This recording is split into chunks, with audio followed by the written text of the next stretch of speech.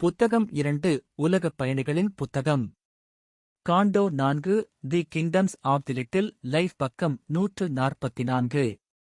அவர்களின் நாட்களின் குறுகிய அடிவானம். உதவக்கூடிய மற்றும் காயப்படுத்தக்கூடிய விஷயங்கள் மற்றும் உயிரினங்களால் நிரப்பப்பட்டது. உலகின் மதிப்புகள் அவர்களின் சிறிய சுயத்தின் மீது தொங்கின. தனிமைப்படுத்தப்பட்ட, பரந்த அறியப்படாத சூழலில் தங்கள் சிறிய வாழ்க்கையைச் சுற்றியுள்ள மரணத்திலிருந்து காப்பாற்ற அவர்கள் மிகப்பெரிய பிரபஞ்சத்தின் முற்றுகைக்கு எதிராக ஒரு சிறிய பாதுகாப்பு வட்டத்தை உருவாக்கினர்.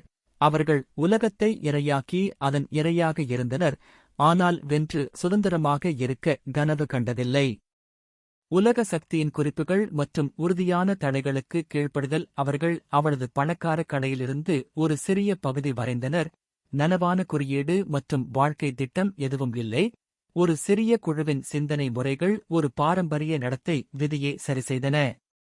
ஆன்மாவைப் பற்றி அறியாதவர்கள் உள்ளுக்குள் ஒரு பிடியாக காப்பாற்றுகிறார்கள், மாறாத வாழ்க்கையின் பொறிமுறையுடன் பிணைக்கப்படுகிறார்கள் மற்றும் மந்தமான வழக்கமான உணர்வு மற்றும் உணர்வுகளின் துடிப்புடன் அவர்கள் விலங்குகளின் ஆசையின் பள்ளங்களுக்கு ஆளாகினர்.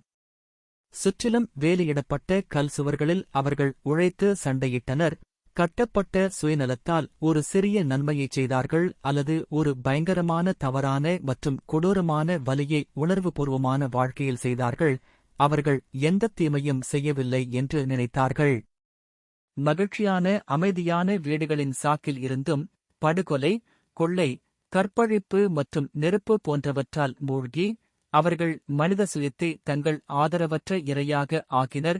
சிறைப்பிடிக்கப்பட்ட ஒரு கூட்டம் வாழ்நாள் முழுவதும் துன்பத்திற்கு இட்டுச் சென்றது, அல்லது ஒரு காட்சியை சித்திரவதை செய்து விடுமுறையை சித்திரவதை செய்தல், கேலி செய்தல் அல்லது மகிழ்ச்சியடைந்தனர். கிழிந்த பாதிக்கப்பட்டவர்களின் வேதனைகள். தங்களை டைட்டன்களாகவும் கடவுள்களாகவும் போற்றிய அவர்கள் பெருமையுடன் அவர்களின் உயர்ந்த மற்றும் புகழ்பெற்ற செயல்களைப் பாடி அவர்களின் வெற்றியையும் அவர்களின் அற்புதமான சக்தியையும் பாராட்டினர். உள்ளுணர்வுள்ள மந்தையிலுள்ள ஒரு விலங்கு பொதுவான தேவைகளால் நிர்பந்திக்கப்படும் உயிர் தூண்டுதலால் தள்ளப்பட்டது. ஒவ்வொன்றும் தன் இனத்தில் தன் அகங்காரத்தின் கண்ணாடியைக் கண்டது. அனைத்தும் பேக்கின் நோக்கத்திற்கும் செயலுக்கும் உதவியது. தன்னைப் போன்றவர்கள் இரத்தம் அல்லது சொந்த உறவினர்களால்